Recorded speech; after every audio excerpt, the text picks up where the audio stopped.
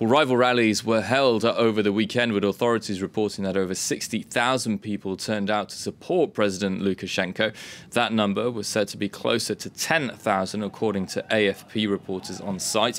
That protest was eclipsed by the hundreds of thousands who marched in favor of Tikhanovskaya, denouncing police violence and demanding the current government step down. Well, during that pro-government rally, Lukashenko stated he had Vladimir Putin's full support. For more on the international perspective of this story, we can bring in our international affairs editor, Armen Georgian. Armen, hello. Thank you very much for joining us. A quick plea to help to Russia by Lukashenko. What's at stake here for Moscow? Well, Lukashenko and Putin have had quite a tense relationship, but the bottom line for Russia is that Russia does not want Belarus to defect to the other side, so to speak, and one day to become a NATO member. And this is very kind of embedded in Russian thinking, this idea of encirclement of Russia by NATO. Now, obviously, NATO doesn't consider itself to be expanding, but that is a very common perspective in Russia. And to highlight the point, let's show you this region on our map here. So Belarus in yellow, then in blue, we've got existing NATO members, Poland, Lithuania, Latvia, and Estonia.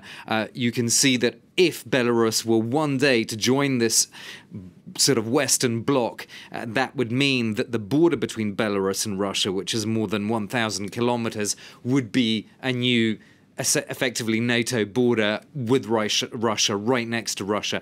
And to prevent this scenario, Russia intervened in Ukraine in 2014. So I think it's pretty reasonable to assume that Russia has got some kind of plan to deal with this, either to prevent a kind of color revolution, as we've seen in former Soviet republics, from happening in Belarus, or at least to respond effectively if such a thing were to happen in Belarus. Of course, we're not there yet. Well, you mentioned Ukraine, Armen. On the flip side of that argument, are Europe and NATO unwilling to see another Crimea situation? Well, NATO is limited in the sense that it can only really help existing NATO members. It can't give assistance to non-NATO members like Belarus and Ukraine, at least not to anything like the same degree. But what it can do is strengthen its military footprint, as the terminology goes, in existing members. And that's actually what the US has just announced with a shift in US troops from Germany to Poland, so bringing US troops closer to Belarus, closer to Russia then, effectively. So that's a possible recipe for tensions with Russia and with the Lukashenko government. But I think ultimately NATO and the US doesn't want a full-blown confrontation with Russia. You mentioned Crimea. It didn't want war with Russia over Crimea, and it probably doesn't want war with Russia over Belarus either.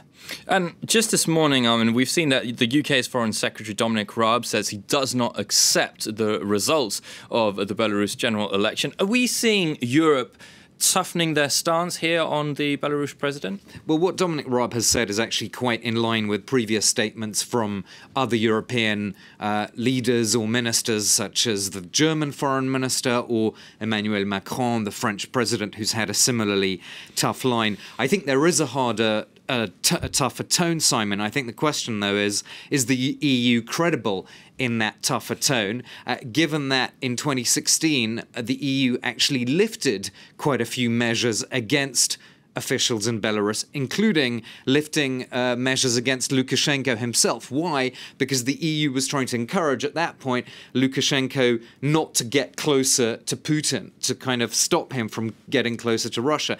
Critics of that EU policy say, well, the repression didn't stop, and you, the EU, claim that you're in favor of universal human rights, so why then did you lift these sanctions on Belarus? So for the EU now to come out with a harder tone might seem a bit hypocritical to some people.